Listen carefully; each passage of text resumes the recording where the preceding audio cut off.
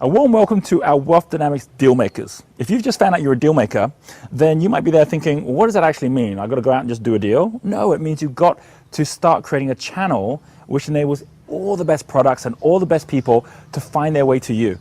Someone like Rupert Murdoch is a great example. Never had to go out and create anything because he chose a niche, which in his case was media. And he says that from that niche, I'm going to make sure that any deal that comes through will come my way. Because my value is not just the deals I've done today, it's the deals I'll do in the future. And so as a result, everyone wants to get to know him. A great example with, let's say, for example, Steven Spielberg with Jeffrey Katzenberg. They got together and they made sure that they got a deal maker in their team. And that was David Geffen. And David Geffen is the one who brought all the billions of dollars in to support them by connecting up with the right people in the right way.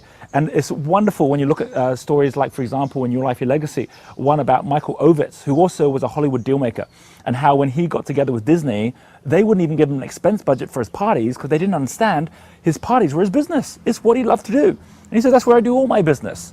But when we actually start to understand, that fun you have and the way that you like connecting with people and the way you're always looking for connections between that person and that person, that's where you get all your value.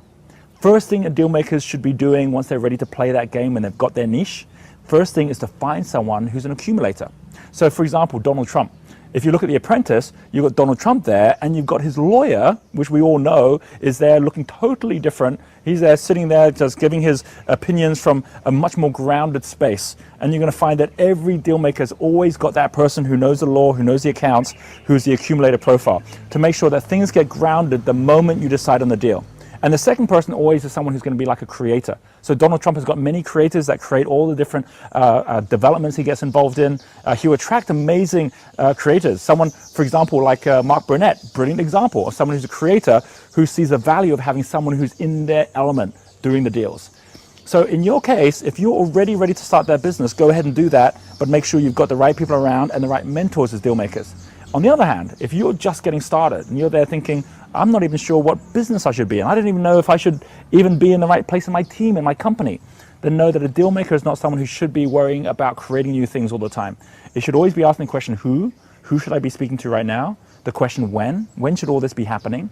And so you become that element of autumn, of summer, which comes into every company to make sure that as the peacemaker, as the one to make sure that everything stays in balance, you as the deal maker has that power to be able to make that peace.